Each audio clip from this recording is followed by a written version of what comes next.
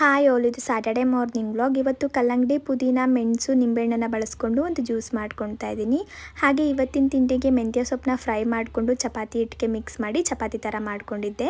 ಇದಕ್ಕೆ ತರಕಾರಿ ಹಾಕಿ ಕೂಟ್ ಮಾಡ್ಕೊಳ್ಳೋಣ ಅಂತ ಒಂದು ಜಾರ್ಗೆ ಶುಂಠಿ, ಬೆಳ್ಳುಳ್ಳಿ, ಗೋಡಂಬಿ, ತೆಂಗಿನಕಾಯಿ ತುರಿ, ಶಾಹಿ ಜೀರಾ, ಹಸಿರು ಮೆಣಸಿನ್ಕಾಯಿ ಹಾಕಿ ಗ್ರೈಂಡ್ ಮಾಡಿಕೊಂಡು ಒಂದು ಕಡಾಯಿಗೆ ಈರುಳ್ಳಿ, ಟೊಮೊಟೊ ಹಾಗೆ ತರಕಾರಿ ಮಸಾಲೆ ಪೌಡರ್ಗಳನ್ನ ಹಾಕ್ಕೊಂಡು ಮಿಕ್ಸ್ ಮಾಡಿ ರುಬ್ಬಿರೋ ಮಸಾಲೆ ಹಾಗೆ ಮೊಸರನ್ನ ಹಾಕ್ಕೊಂಡು ಒಂದು 10 ನಿಮಿಷ ಕುದಿಸ್ಕೊಂಡೆ ಅಷ್ಟೇ.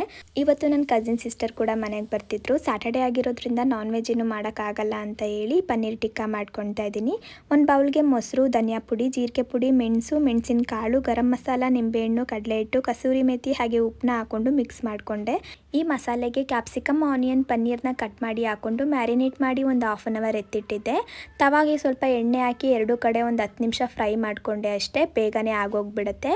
ಹಾಗೆ ನನಗೆ ಇವತ್ತು ಗ್ರೀನ್ ಆ್ಯಪಲ್ನ ಹಾಕ್ಕೊಂಡು ಒಂದು ಸ್ಮೂದಿ ಮಾಡ್ಕೊಂಡಿದ್ದೆ. ಇವತ್ತಿನ ವಿಡಿಯೋ ಇಷ್ಟ ಆಗಿದ್ರೆ ಲೈಕ್ ಮಾಡಿ.